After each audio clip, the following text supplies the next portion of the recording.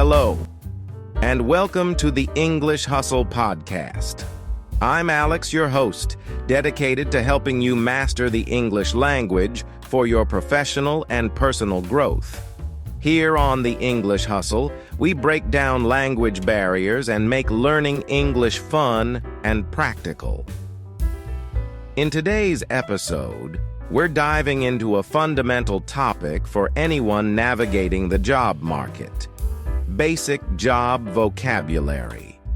Whether you're prepping for your first job interview, updating your resume, or negotiating a salary, having a strong grasp of job-related vocabulary is essential. Joining me today is my wonderful co-host, Maria, a language enthusiast and career coach who specializes in helping non-native English speakers succeed in the workplace. Welcome, Maria. Hello, everyone. I'm excited to be here and can't wait to explore today's topic with you all. We have some great content lined up to help you understand and use job vocabulary effectively. That's right, Maria. We'll break down key terms, provide practical examples, and even role-play some common job-related scenarios to give you a comprehensive understanding. So, stay tuned, and let's dive right in. Segment 1. Vocabulary Introduction. Welcome back to the English Hustle podcast. In this segment, Maria and I will go over some key job-related terms that are essential for anyone looking to succeed in the job market. Let's start with the basics. Maria, can you explain what a resume is? Of course, Alex. A resume is a document that summarizes your work experience, education, skills, and accomplishments. It's used by employers to evaluate whether you are a suitable candidate for a job. For example, I updated my resume to include my latest job at the marketing firm. Great explanation. Next, let's talk about the cover letter. A cover letter is a document sent with your resume to provide additional information on your skills and experience. It usually explains why you are interested in the job and why you are the best fit. For instance, I wrote a cover letter to highlight my experience in digital marketing. Perfect. Now, what about the interview? An interview is a formal meeting between a job applicant and an employer, where the employer asks questions to determine if the applicant is a good fit for the job. An example sentence is, I have an interview scheduled with the hiring manager tomorrow. Moving on to the job offer. A job offer is a formal proposal by an employer to hire a job applicant for a specific position. For example, I received a job offer from the tech company I interviewed with last week. Let's discuss salary. Salary is the amount of money an employee is paid on a regular basis for their work, usually expressed as an annual sum. For instance, the salary for this position is $50,000 per year. Next up is benefits. Benefits are additional perks provided by an employer, which may include health insurance, retirement plans, paid time off, and more. An example would be, the job comes with excellent benefits, including health insurance and a 401k plan. How about promotion?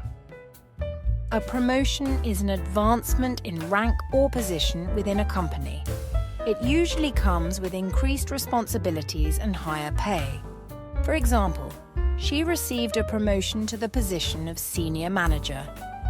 Now, let's talk about the probation period.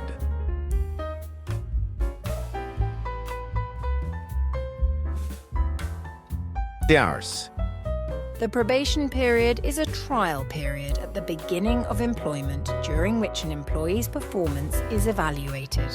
For instance, new employees must complete a 3-month probation period. Let's define full-time and part-time. Full-time refers to working the standard number of hours defined by an employer, typically 40 hours per week. For example, I work full-time as a software developer. Part-time means working fewer hours than a full-time schedule, often less than 30 hours a week. For example, she works part-time while attending college. Lastly, let's talk about the term intern. An intern is usually a student or trainee who works at a company to gain work experience or satisfy requirements for a qualification. For example, he worked as an intern at a law firm last summer. Thanks, Maria. These terms are fundamental for anyone navigating the job market. In the next segment, we'll role-play some scenarios to see how these terms are used in real-life situations. Stay with us. Segment 2. Role-playing scenarios. Welcome back to the English Hustle podcast. In this segment, Maria and I will role-play some common job-related scenarios to help you understand how to use the vocabulary we discussed earlier. Let's start with a job interview scenario. Maria will be the interviewer, and I will be the candidate. Scenario 1. Job interview. Good morning, Alex. Thank you for coming in today. Can you please tell me a little about yourself and your resume? Good morning, Maria. Thank you for having me. As you can see on my resume, I have 5 years of experience in digital marketing. I graduated with a degree in marketing from XYZ University, and I've worked with several companies to develop and execute marketing strategies. That's impressive. Can you tell me more about your qualifications and how your experience makes you a good fit for this role? Sure. My qualifications include a deep understanding of SEO, content marketing, and social media management. My experience at ABC Company, where I led a team to increase our web traffic by 40%, shows that I can bring valuable insights and results to your team. Excellent. What are your career goals, and how do you see this position helping you achieve them? My goal is to continue growing in the field of digital marketing and eventually take on a leadership role. I believe this position offers the perfect opportunity to develop my skills further and contribute to your company's success. Now, let's move on to the second scenario, where Maria offers me a job. I'll be receiving the offer from Maria. Scenario 2. Discussing a job offer. Hi, Alex. I'm pleased to inform you that we'd like to offer you the position of Digital Marketing Specialist. We were very impressed with your experience and qualifications. Thank you, Maria. I'm thrilled to hear that. Can you provide me with some details about the offer? Certainly. The starting salary for this position is $55,000 per year. In addition to your salary, you will receive benefits including health insurance, a 401k plan, and paid time off. That sounds great. What would be the start date for this position? We'd like you to start on July 1st. Does that work for you? Yes, that works perfectly. Thank you for the offer, Maria. I'm excited to join the team. Fantastic. We're looking forward to having you on board, Alex. Great. For our final scenario, I'll be asking Maria about promotion opportunities. Let's see how that conversation might go. Scenario 3. Discussing promotions and evaluations. Hi, Maria. Do you have a moment to discuss potential promotion opportunities within the company? Of course, Alex. I'm always happy to discuss your career development. What specifically would you like to know? I've been with the company for over a year now, and I'm interested in understanding the criteria for promotion. Can you tell me more about the process? Certainly. Promotions are typically based on performance reviews, where we evaluate your achievements, skills, and contributions to the team. It's important to set clear goals and demonstrate consistent improvement. That makes sense. When is the next performance review scheduled, and what goals should I focus on to be considered for a promotion? The next performance review is in 3 months. I recommend focusing on increasing your project efficiency and taking on more leadership responsibilities. If you can achieve these goals, you'll be in a strong position for a promotion. Thank you, Maria. I appreciate the guidance and will work hard to meet these expectations. And that wraps up our role-playing scenarios. We hope these examples give you a clearer understanding of how to use job-related vocabulary in real-life situations. Stay tuned for the next segment, where we'll discuss common mistakes and tips for improving your job vocabulary. Segment 3. Common mistakes and tips. Welcome back to the English Hustle podcast. In this segment, Maria and I will discuss some common mistakes people make with job-related vocabulary and share tips for improvement. Let's start with common mistakes. Maria, can you share some of the frequent errors you've seen? Sure, Alex. One common mistake is confusing similar terms such as resume and CV. While both are used to apply for jobs, a resume is typically a 1 to 2 page document summarizing your work experience and skills, whereas a CV, curriculum vitae, is more detailed and can be multiple pages, often used in academic or research settings. That's a good point. Another mistake I've seen is using salary and wage interchangeably. Salary refers to an annual sum paid for a job, typically to salaried employees, whereas wage is usually used for hourly work. Exactly. Also, many people struggle with the difference between promotion and raise. A promotion involves moving to a higher position with more responsibilities, while a raise simply means an increase in salary, not necessarily a change in job title or duties. Yes. And another common error is not understanding the term benefits. Some people think benefits only mean health insurance, but it can include various perks like retirement plans, paid time off, and even wellness programs. Absolutely. Lastly, misusing the term probation period is also common. Some think it only applies to new hires, but it can also be used for employees undergoing performance evaluations or who have been reassigned to different roles. Great insights, Maria. Now let's move on to some tips for improving job-related vocabulary. What strategies do you recommend? Firstly, immerse yourself in the language. Read job descriptions, company websites, and professional profiles on LinkedIn. This exposure will help you become familiar with how job-related vocabulary is used in context. That's a great start. Another tip is to practice with role-playing. Like we did earlier, simulating job interviews or salary negotiations with a friend can help reinforce your understanding and usage of these terms. Yes, and don't forget to make use of vocabulary flashcards.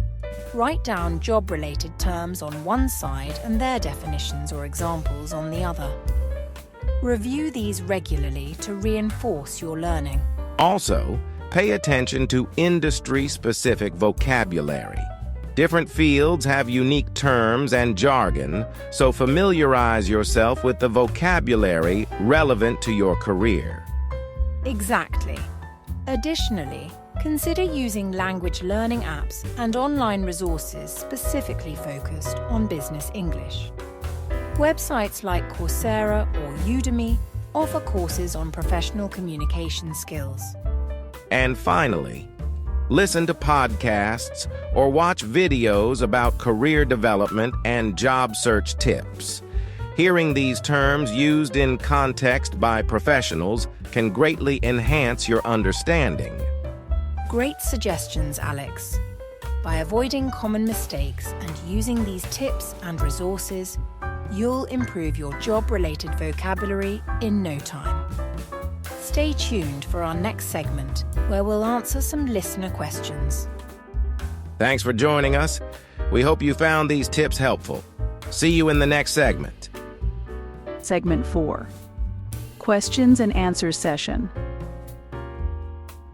Welcome back to the English Hustle podcast. In this segment, Maria and I will answer some pre-submitted questions from our listeners related to job vocabulary. Let's dive right into it. Maria, what's our first question? Our first question comes from Emily in Chicago. She asks, what's the difference between a job description and a job specification? Great question, Emily. A job description outlines the duties, responsibilities, and functions of a specific position within an organization. It provides an overview of what the job entails. For example, the job description for a marketing manager might include tasks like developing marketing campaigns, overseeing social media strategy, and analyzing market trends. On the other hand, a job specification lists the qualifications, skills, and experience required to perform the job. It's more focused on the candidate's attributes rather than the job itself. For instance, the job specification for the same marketing manager position might require a bachelor's degree in marketing, 5 years of experience, and proficiency in digital marketing tools. That's a clear distinction, Alex. Our next question is from Raj in New Delhi. He asks, can you explain what a reference is and how it's used in job applications? Sure, Raj. A reference is a person who can speak to your qualifications, skills, and character based on their experience with you in a professional or academic setting. Employers often contact references to verify information on your resume and to get a sense of your work ethic and abilities. For example, a reference could be a previous employer, a supervisor, or a professor who can provide insight into your work performance and reliability. It's important to choose references who can positively highlight your strengths and accomplishments. Excellent explanation, Alex. Our next question is from Sarah in London. She asks, what does the term networking mean in a job search context? Networking refers to the process of building and maintaining professional relationships that can help you in your career. It's about connecting with people in your industry, attending events, and leveraging those connections for job opportunities, advice, and support. For instance, networking can involve attending industry conferences, joining professional associations, or even reaching out to contacts on LinkedIn to learn about potential job openings. It's a crucial part of a successful job search strategy. Absolutely. Networking is key. Our final question for today comes from Luis in Sao Paulo. He asks, what are soft skills and why are they important in the workplace? Great question, Luis. Soft skills are non-technical skills that relate to how you work and interact with others.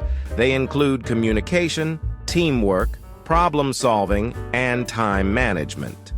These skills are important because they help you work effectively with your colleagues and adapt to different work environments. For example, good communication skills enable you to convey your ideas clearly, while strong teamwork skills help you collaborate with others to achieve common goals. Employers value soft skills because they contribute to a positive and productive work environment. Fantastic answers, Alex. We hope these responses help our listeners better understand job vocabulary. If you have more questions, feel free to submit them for future episodes. We love hearing from you. We hope you found this Q&A session helpful. Keep those questions coming and we'll continue to provide answers and insights in future episodes. See you next time. Segment 5. Fun activity. Welcome back to the English Hustle Podcast. In this segment, Maria and I are going to have some fun with a vocabulary quiz to test our knowledge of the job-related terms we've discussed today. We encourage you, our listeners, to participate as well and see how well you know these key terms. Maria, are you ready to get quizzed? Absolutely, Alex.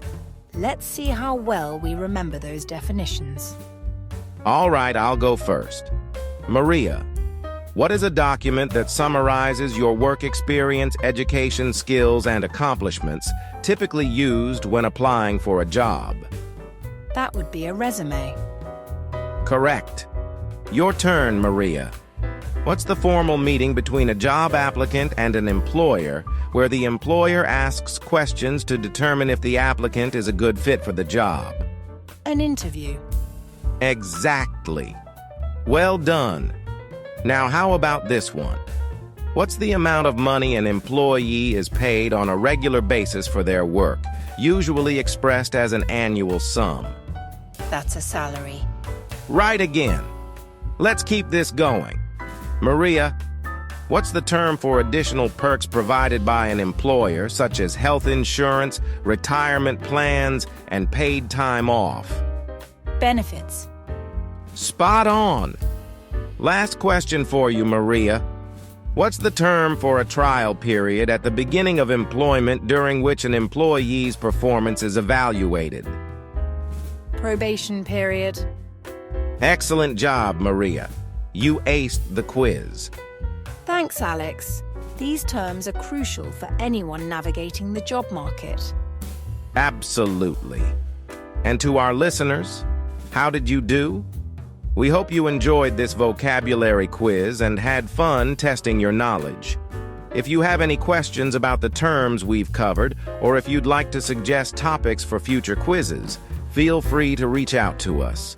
Stay tuned for more engaging activities and discussions on the English Hustle Podcast. Conclusion. Welcome back, everyone, to the final segment of the English Hustle Podcast. Today, we covered a lot of ground discussing basic job vocabulary, from resumes and interviews to job offers and promotions. Let's recap some of the key points we've highlighted. We defined essential terms like resume, interview, salary, benefits, and promotion, providing examples to illustrate their usage in different contexts. We also engaged in role-playing scenarios, demonstrating how these terms come into play during job interviews, job offers, and discussions about promotions and evaluations. Additionally, we discussed common mistakes people make with job-related vocabulary and shared valuable tips for improvement, along with resources to enhance your learning. Thank you, Maria, for your insights and contributions to today's episode. And thank you, Alex, for hosting and guiding our discussion. Of course. And a big thank you to all our listeners for tuning in. We hope you found today's episode informative and enjoyable. Before we sign off, we have a quick call to action for you. If you liked what you heard today, please consider subscribing to our podcast, leaving a review, and following us on social media. Your support means a lot to us and helps us bring you more valuable content. And don't forget to join us next time when we'll be discussing another exciting topic: effective communication skills in the workplace. Indeed, it's going to be a great discussion. Until then, stay tuned, keep learning, and keep hustling with the English Hustle podcast. Thank you all once again, and see you next time.